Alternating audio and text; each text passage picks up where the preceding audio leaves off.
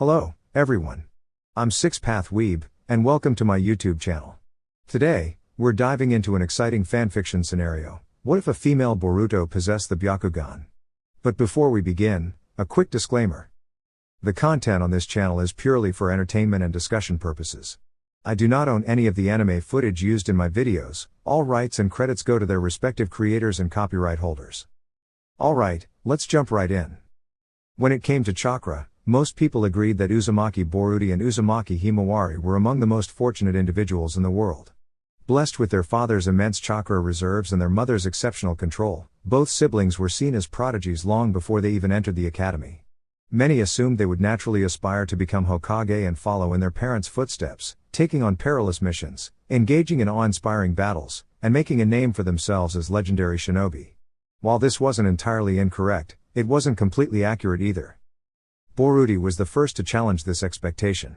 Even at the young age of 7, she held a certain level of resentment toward the idea of becoming Hokage. She deeply loved and admired her father, but to her, the position of Hokage meant long hours away from family, something she had experienced firsthand. The role, in her eyes, took too much from her father, and she had no interest in following the same path. However, that didn't mean she wasn't determined to be a strong shinobi in her own right. Thanks to her natural talent and rigorous training, Boruto quickly met and even surpassed people's high expectations. While she wasn't the top student in her class, she consistently ranked among the best. Unlike her father in his youth, she waited until after school to pull pranks, partly because she knew her mother wouldn't tolerate any skipped lessons. However, while most of her classmates had clear goals for their shinobi careers, some aspiring to be Anbu, teachers, or even Hokage, Boruto's only real ambition was to become strong enough to take on any challenge. Unfortunately, others mistook this drive as an interest in becoming Hokage. By the time she was placed on a Junon team, she had grown completely tired of the assumption. She didn't want to be Hokage, never had, and if her father ever offered her the title, she'd turn it down without a second thought. Yet, even her teammates failed to grasp this. Alright, their instructor began, standing before them with an air of authority. My name is Sarutobi Konohamaru, and I'll be your Jounin sensei until you either get promoted or move on to other things. Here's how this works. You introduce yourselves by sharing your name, likes, dislikes, and future goals. In return, I won't send you back to the academy. Sound fair? You would actually send us back just for not answering? Uchiha Sarada asked, incredulity clear in her tone. She looked unimpressed, and Boruto couldn't really blame her. Having grown up with Konohamaru around, she knew his personality well. I'd send you back for not following instructions, Konohamaru replied with a smirk. But since you spoke up first, you can go first, 4 eyes. Sarada's eyes narrowed as a flush of irritation spread across her face. Fine, she huffed. My name is Uchiha Sarada, not 4 eyes. I enjoy reading, studying ninjutsu, and eating sakuramaki. I dislike immature boys, people who make fun of my glasses. She shot a pointed glare at Konohamaru, and when my father is away for too long. My goal is to become as strong as my parents and be the first Uchiha Hokage. An Uchiha Hokage, huh? Konohamaru mused with a knowing smile. Well, the impossible has happened before. Sarada scowled but said nothing as their sensei turned to the next teammate. Alright, Lee Clone, your turn. Yosh. I am Rock Tai. The boy declared with enthusiasm, thrusting his fists into the air. I enjoy training in taijutsu and spending time with my comrades. I dislike those who do not work hard or who look down on others. In the future, I strive to become a splendid shinobi and pass on my knowledge and youthful energy to the next generation. Konohamaru nodded, his expression caught somewhere between amusement and exasperation. Meanwhile, both Boruto and Sarada struggled to keep straight faces. They had heard this speech many times before. There was something about that green jumpsuit that seemed to make people overly passionate. If Tai wasn't preaching about the flames of youth, he was talking about becoming the next green beast. Personally, Boruto thought that title should have retired with Guy. It was pure luck that Tai knew how to use an indoor voice. Alright, so we have an Uchiha Hokage hopeful and a future green beast, Konohamaru said before turning to Boruto. You're up, Squirt. Boruto crossed her arms and shot her uncle a glare, but it didn't faze him in the slightest. If anything, he seemed even more amused. Fine, let's see him laugh at this. You know, she said casually, if you're going to call me that, I'll just tell Mom you taught me the har. Her sentence was abruptly cut off as Konohamaru clamped a hand over her mouth. Whoa, okay. No need to bring your mother into this, alright? Some things should stay between us, right? Boruto pulled his hand away with a smirk. Then don't call me Squirt, and we won't have to, Tsubasa. TCH, you're a real piece of work, kid, Konohamaru muttered. Fine, for now, I won't call you that. Just get on with it. Boruto grinned, already feeling like she had won this round. The blonde shot her teacher an unimpressed look, clearly not believing a word he said. Konohamaru had been calling her that for as long as she could remember, and she doubted he would stop anytime soon. However, Boruto was hungry, and lunch sounded far more appealing than arguing. So, she played along. Alright, I'm Uzumaki Boruto. I enjoy training with my parents and pulling pranks. I don't like when my dad is too busy to be home, and I hate when people respect me just because of him. I want to become a legendary shinobi and show the world how amazing I am. I'll surpass my dad, Tsubasa. Sarada smirked. Well, if you're my only competition for becoming Hokage, then it should be easy. Boruto immediately bristled. What was that, 4 eyes? She huffed, stepping closer. You heard me, banana brain, Sarada shot back. If you're my only challenge, then I'll be Hokage before you know it. Oi! Who said I even wanted? Alright, that's enough, Konohamaru interrupted, stepping between them. But. First rule, your teammates. Start acting like it. Second rule, don't let words get under your skin, it'll only hold you back. If either of you wants to be Hokage, you'll have to work for it. Got it? Boruto pouted but eventually sighed. Got it. Good. Meet at Training Ground 7 tomorrow at 9.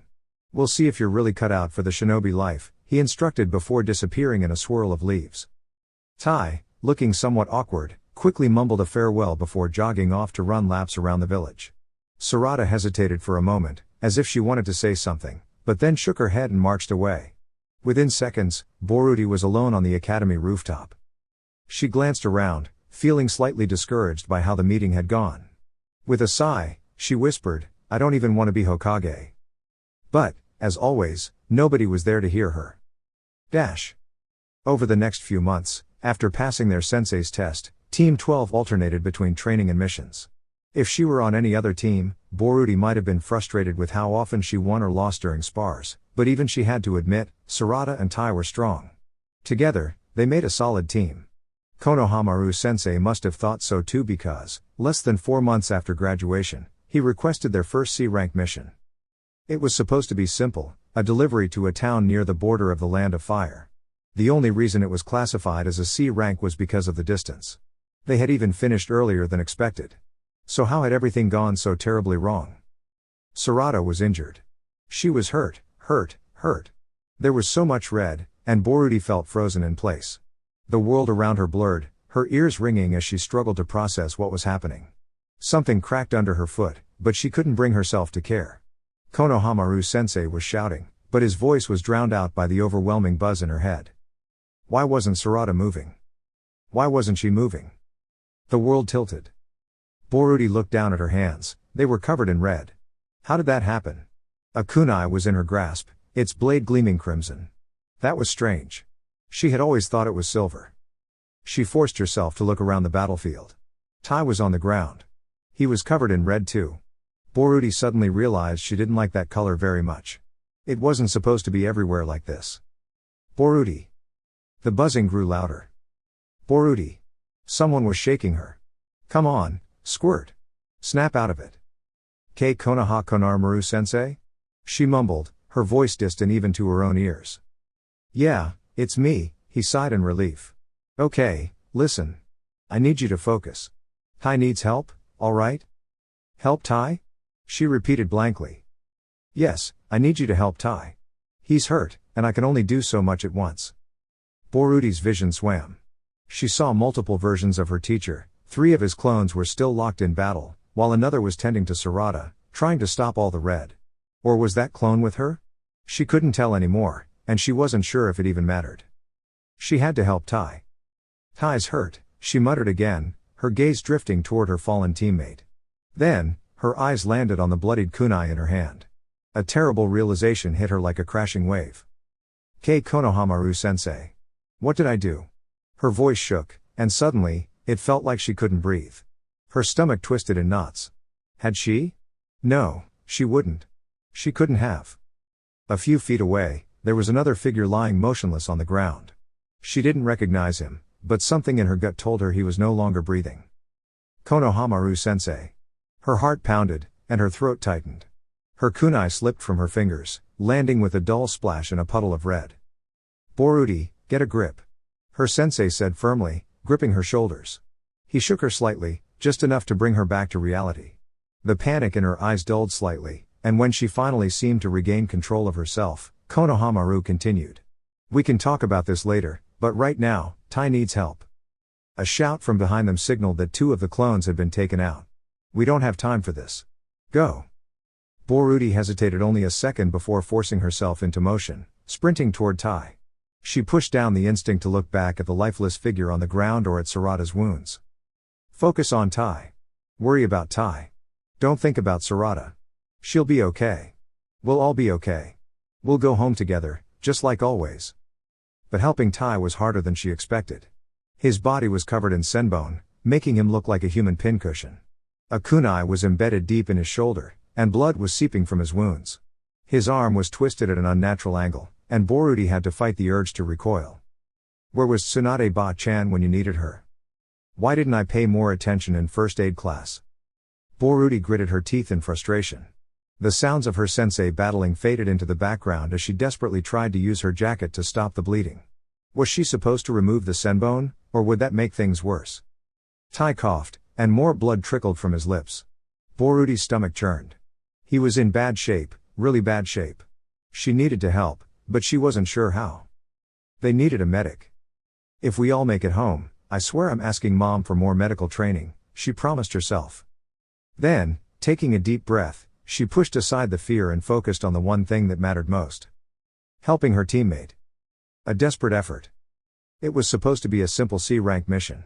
In fact, the mission was already completed. They were only a few hours away from returning home. So why had everything gone so horribly wrong? Was this how her father had felt during his first real mission outside the village? Boruto highly doubted it. The idea of her father making such a critical mistake seemed almost ridiculous. He would have known exactly what to do, or at the very least, he would have managed to prevent his teammates from getting seriously hurt. If Boruto couldn't even do that, then what was the point? More blood trickled from Tai's mouth, and Boruto was beginning to suspect there were internal injuries she couldn't immediately see. Hesitation gripped her for a brief moment as her mind raced to find a solution. There was only one possibility she could think of, but even then, success wasn't guaranteed. Could she afford to take the risk? It would demand a considerable amount of chakra she might still need. Think, Boruto. She took a deep breath, forcing herself to stay calm. What would her mother and father do? It wasn't even a real question. She already knew the answer. When it came to protecting the people they cared about, her parents were completely predictable. Their methods might be unconventional, but their choices never wavered. They would do whatever it took to help a friend. If Boruto couldn't do the same, then she had no right to call herself their daughter. Even if it didn't work, at least she would know she had tried. Shutting out everything around her, Boruto focused entirely on her chakra. She could feel it coursing through her, sluggish due to exhaustion, but still strong. Once she gathered enough, she directed it all toward her head and waited. A sharp pain erupted through her, an intense, stinging sensation, like 100 bee stings searing into her eyes. The pain alone almost made her stop, but she refused to give in. The Byakugan might be her only chance. At least, she thought she could use it. She was about 93% sure. Fortunately, 93 seemed to be her lucky number.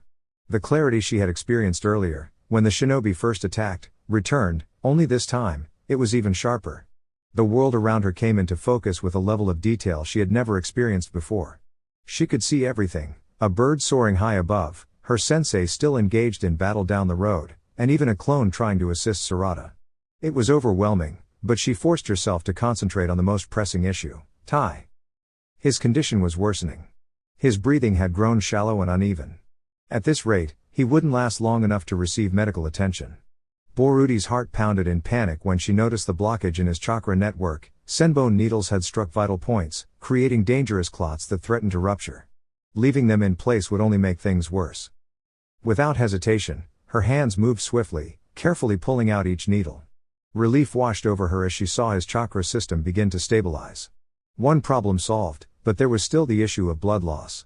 There were too many small wounds to treat all at once. She needed to prioritize. The kunai wound. It was sheer luck that the blade had missed a major artery. However, that didn't mean the damage wasn't severe. Boruto hesitated, unsure whether she should remove the weapon or leave it in place.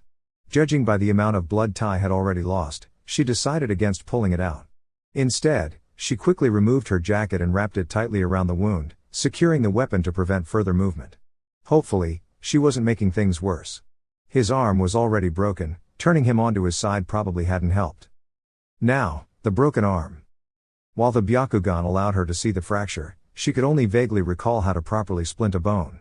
Worse still, she lacked the necessary supplies. All she had were a few bandages and an antidote for common poisons. There were no sturdy branches nearby to use as support, nor any ice to reduce swelling. Come on, Boruto. Think. She gritted her teeth, scanning the area for anything useful. That's when her gaze landed on Tai's nunchaku, lying discarded just a few feet away. If she could sever the rope connecting them, the rods might work as makeshift splints. Without wasting another second, she dashed over, picked up the weapons, and swiftly broke the connecting cord. Placing the rods on either side of Tai's broken arm, she bound them together as securely as she could using the bandages. It was crude, but it would have to do. With Tai somewhat stabilized, Boruto finally turned her attention to Sarada.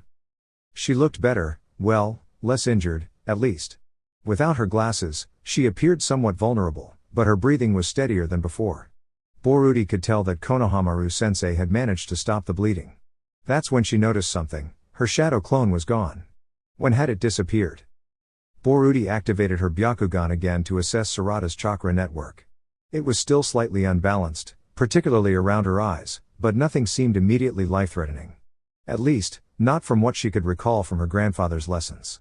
Hyashi had made sure both her and her younger sister were well educated on chakra systems, even though neither of them had shown significant signs of inheriting the Byakugan. Back then, she hadn't understood the importance of those lessons. Now, she was grateful for them. But despite everything she had done, it wasn't enough. Boruto clenched her fists, frustration tightening in her chest. She had the best chakra control in her class, even better than Sarada's. Given her large chakra reserves, it was arguably one of her strongest abilities. And yet, she had never taken the time to truly refine it. Her mother had even offered to teach her basic medical ninjutsu because of her natural aptitude. But she had brushed it off. Why had she been so careless? So what if she could take down the enemy? If she couldn't protect her teammates, what did it matter? Boruto exhaled shakily, looking at her two unconscious friends. Her voice was barely above a whisper as she muttered, "If you guys don't wake up, I'll never forgive you. Leaving me alone with only Konohamaru-sensei is way too cruel, Tabasa." Maybe they could hear her. Maybe, for once, they would actually listen. To the blonde's dismay, neither of her teammates responded. All Boruto could do was watch over them, occasionally activating her dojutsu to reassure herself they were still alive, and wait anxiously for her sensei's return. After what felt like an eternity, though in reality, perhaps only 15 minutes had passed, the silence was abruptly broken by the sound of rapidly approaching footsteps. Boruto instinctively scrambled for a weapon, her hands fumbling until they grasped the still bloodied kunai she had dropped earlier. With determination, she positioned herself between her teammates, ready to defend them. Fortunately, no attack followed. "Konohamaru-sensei." She called out, her voice filled with relief. The sight of her teacher was the best thing she had seen all day. What happened to the other enemy? "Neutralized," the Jonin replied, his sharp gaze sweeping over the young shinobi. He seemed satisfied with her condition because, without another word, he moved toward Tai, carefully lifting him up. "We need to get these two back to Konoha immediately. Can you manage carrying Sarada?"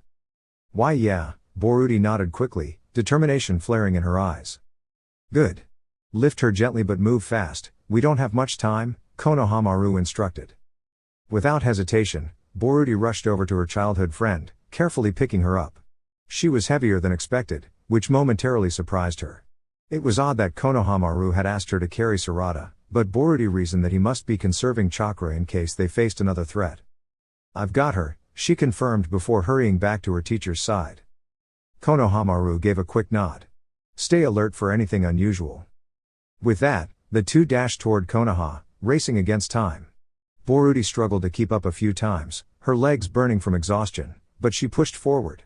Now was not the time to falter. An hour later, Relief washed over her as they finally reached Konoha's gates. There was no time for formal check-ins, both teacher and student sprinted toward the hospital. As they burst through the entrance, medical personnel immediately sprang into action. Boruto quickly lost track of everything as Tai and Sarada were rushed away for urgent care. Before she could protest, she was ushered into another room for examination. Uzumaki-sama, I need you to focus on me for a moment. I'm going to perform a quick diagnostic to check for any hidden injuries, a medic assured her, his hands glowing with soothing green chakra. Boruto gave a weary nod. Now that the adrenaline had faded, exhaustion hit her like a wave. She felt her body sag under the weight of everything that had transpired. But at least they were safe. They had made it back. Sarada and Tai were receiving the care they needed, and no one had been lost. Then, without warning, a flash of red filled her mind's eye, a startled face, wide with shock. Boruto stiffened. She knew that face. It was the Chunin who had attacked them. But why was he red? Then, like a flood, the memories came rushing back. Sarada had fallen. Boruto had moved without thinking. A strangled cry rang out as her kunai struck its target. She remembered the crimson spray, the way the enemy had collapsed, and how the dark liquid had pooled so rapidly beneath him. Her breath hitched. She hadn't even realized she was slipping until she felt the medic's arms catch her. Uzumaki-sama. Stay with me. A voice called, distant and urgent. Boruto. A new voice, a deeper one, commanding yet filled with concern. Hokage-sama, please, you can't enter just yet. The hell I can't. Stronger hands gripped her shoulders, but the world was spinning too fast for her to focus. Boruto. Look at me. Dad? Her voice trembled as she slowly lifted her head, eyes meeting her father's. Naruto nodded, his expression a mix of relief, concern, and something else, something she couldn't quite place. Boruto understood the worry, but the flicker of anger caught her off guard. Was he upset with her? Did something happen to Sarada and Tai? No, that couldn't be. She had just left them moments ago. They were fine. They were alive. Then why did she feel like they weren't? Sarada. Tai. Her voice broke into a desperate cry. Panic surged through her, twisting her thoughts into chaos. The images in her mind blurred, reality and fear clashing in a storm she couldn't control. They were right there, she gasped. They were alive. They were. A rough, wet cough cut off her scream, but her panic didn't fade. She hadn't even noticed when her father's arms wrapped around her, holding her firmly, anchoring her to the present. Yet, she couldn't stop calling for them, couldn't stop seeing the worst-case scenario play out in her mind. The weight of everything that had happened crashed down all at once. Just a few hours ago, she had nearly lost 2 friends, faced a life-or-death battle, and crossed a line she thought she was prepared for. But she wasn't. They're gone. I failed them, Dad, she sobbed, her small hands clutching his jacket as if that could somehow make it all disappear. Naruto's grip tightened. No, Boruto. You didn't fail anyone. His voice was steady, reassuring.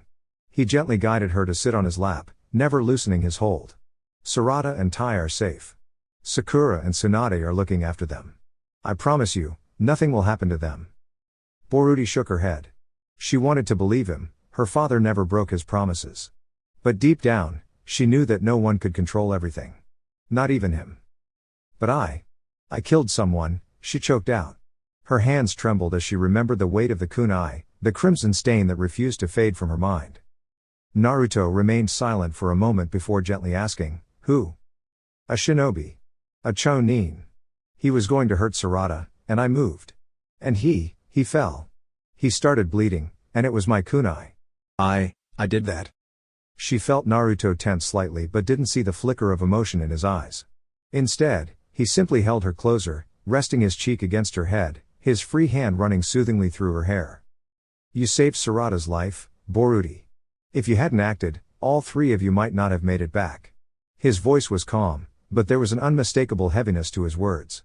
Call me selfish, but I would rather have you safe here with me than see that man walk away at your expense. Boruto swallowed hard. But you always find another way. You don't kill. You would have found a way out without hurting him, right? Naruto sighed, his expression weary. Oh, Boruto. I don't know where you heard that, but it's not true. Every shinobi, no matter how skilled, has had to take a life at some point. It's an unfortunate reality of our world. I had hoped you wouldn't have to face it so soon, but Here we are. Boruto bit her lip, the weight of his words settling in. But, she stopped as her throat tightened, tears threatening to fall. She clenched her fists, trying to force them back. Shinobi didn't cry. They weren't supposed to cry. Naruto noticed and gently brushed a thumb across her cheek, wiping away the tears she had been too stubborn to acknowledge. It's okay to cry, Boruto. She shook her head. No, it's not. Shinobi don't cry. Shinobi Rule 25, Naruto murmured. A shinobi must never show tears. He paused before letting out a quiet chuckle. You know what? That rule is nonsense. Boruto's eyes widened in shock. What? You heard me. That rule is ridiculous. Every shinobi cries, even the strongest ones. He smiled slightly. Even Sai has cried, and he's the most emotionally awkward person I know. Boruto sniffled. But everyone says it's a weakness. Even Shino-sensei said shinobi shouldn't cry. Naruto tilted his head. Did he say shinobi shouldn't cry? Or that they shouldn't cry in front of an enemy? Boruto hesitated. I think he said not to cry in front of an enemy. Naruto nodded. Exactly. That's the difference. But crying in front of your family, your friends? That's not weakness, Boruto. That's being human. She blinked up at him, uncertainty still lingering. It's not? No, he assured her. Tears don't make you weak. I cried in front of the entire Shinobi Alliance once, and no one ever called me weak for it. Boruto's lip quivered. You cried? Naruto nodded. I was just a little older than you, 14. Uro-sennin and I got ambushed by bandits. We handled them, but it was the first time I had to make that choice. When it finally hit me, I cried for 3 hours. Boruto's eyes widened. 3 hours? Naruto chuckled, ruffling her hair. Yup. And you know what? It helped. It didn't make what happened disappear, but it helped me move forward. And you will too, Boruto. You're not alone. Boruto let out a shaky breath, leaning into her father's embrace. Maybe, just maybe, it was okay to cry. Yeah, Naruto nodded.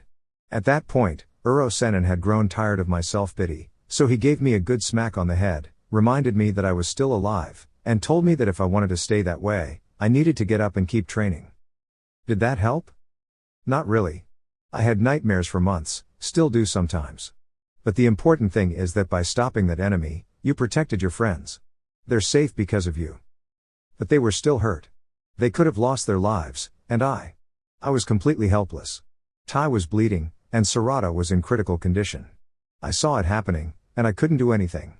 Boruto clenched her fists, staring down at her lap in frustration. What was the point of stopping him if I couldn't prevent them from getting hurt in the first place? The words finally escaped her lips, and with them, the emotions she had been trying so hard to suppress. Tears welled up and spilled over as she let go of the composure she had been struggling to maintain. She sat there in her father's lap, crying for what felt like an eternity, though in reality, it was probably no more than 15 minutes. The whole time, Naruto simply held her close, gently rocking her back and forth, just as he had when she was a child. He didn't hush her or offer empty reassurances. Boruto needed to release everything she was holding in. It was better now than letting the feelings linger and build up over time. Eventually, her sobs softened into quiet sniffles, and her grip on Naruto's shirt loosened. Feeling a little better? Naruto asked gently. Boruto sniffled again but gave a small nod against his chest. Good. Now, Boruto, I want you to look at me. He carefully lifted her chin so that their eyes met. I'm going to share something I learned a long time ago. There was a time in my life when I believed that if I just became strong enough, I could protect everyone. But I was so focused on gaining power by myself that I forgot something important. My friends wanted to protect me too. By trying to take everything on alone, I was actually undermining their strength. We are shinobi of the Hidden Leaf Village. We protect each other, but we also have to trust in one another. No matter how strong you become, you can't always prevent your friends from facing danger. Naruto's expression darkened for a moment as he recalled an old memory before he continued. All you can do is trust them to endure. Boruto didn't like this answer. The thought of losing her friends was unbearable. She and Sarada had practically grown up together, and their entire team had formed such a close bond. The idea that they might not always be safe was something she wasn't ready to accept. So, there's nothing I can do? No, that's not what I'm saying. There's a lot you can do. Train harder, get stronger, so that next time, you'll be able to protect them even better. The stronger you are, the less likely they'll be to get hurt. A wry smile crossed Naruto's face. That said, the stronger you become, the greater the challenges you'll face. It's a balance. Just make sure you always have a skilled medic on your team. Like Sakura Oba-chan. I can't tell you how many times she saved me, Databayo. A medic on the team. The thought echoed in Boruti's mind. When she had been trying to help Tai, hadn't she desperately wished for a medical ninja? If their team had had one, her friends wouldn't be fighting for their lives right now. But they couldn't just add a medic to their squad, unless one of them chose to train in medical ninjutsu. She thought about it. Could she see Tai or Sarada becoming a medical ninja? Probably not. Sarada might have the potential, but her focus had always been on offensive techniques. She excelled in ninjutsu and genjutsu, but healing had never seemed to interest her. As for Tai, absolutely not. He was determined to master taijutsu above all else, and medical ninjutsu required a completely different kind of dedication. His chakra was also a bit too unstable for such precise control. That left Boruti. Surprisingly, she wasn't entirely against the idea. She had never really considered it before. Doctors had always seemed like people outside her world. Adults or parents took her to when she was sick or injured. Even when she thought of combat medics, she only associated the term with figures like Sakura Oba-chan and Tsunade Oba-chan. But as she considered it more seriously, the idea started to appeal to her. She had the necessary chakra control, and if she learned medical ninjutsu, she could ensure her team always had someone to rely on. If she became a medic, she could protect her friends in ways she never had before. They would know she had their backs, and she would never have to feel as powerless as she did today. She could mend broken bones, heal serious wounds, and even save lives. With that knowledge and ability, her friends wouldn't have to fear for their safety anymore. Of course, there was the combat medic code to consider. Tsunade Oba-chan had complained plenty of times about shinobi who disregarded its rules, and Boruti had picked up on some of them. The first rule, that a medical ninja must never stop treatment until their patient was either fully healed or beyond saving, was something she had no issue with. Even if a patient was critically wounded, she couldn't imagine herself giving up. The second rule, however, might be more of a challenge. If she remembered correctly, it stated that a medical ninja should never be a frontline fighter. That part didn't sit well with her.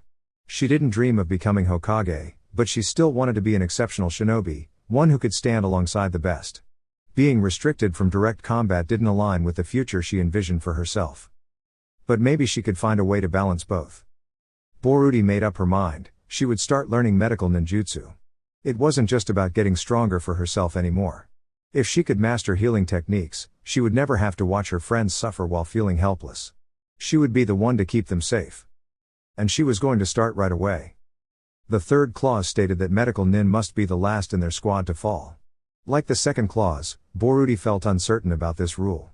If she had to put her life on the line, she wanted to do so protecting her friends, making a meaningful difference rather than simply surviving because there was no one else left. She couldn't imagine standing idly by while her comrades fought in the front lines. Was it truly possible to be both a skilled fighter and a medical ninja? Sakura Oba-chan and Tsunade Ba-chan had done it. There had to be a way to follow in their footsteps while also carving her own path. If she was going to pursue this path, she had to become as remarkable as they were, no, even better. If she became a medical ninja, she would never lose a patient, and she would still hold her own in battle. She couldn't recall if there were any additional rules, but at this point, it didn't matter. Her decision was made. She was determined to become the most skilled medical ninja the world had ever seen. She would protect those she cared about and never again feel helpless in the face of danger. Boruti? Her father's voice cut through the silence, pulling her back to reality. Are you all right? Dad, she hesitated. How could she tell him? Every time someone mentioned that she would grow up to be just like her father, Naruto's face would light up with pride. There was even a picture at home of her as a baby, wearing a tiny shirt that read Future Hokage. What is it? Did I say something wrong?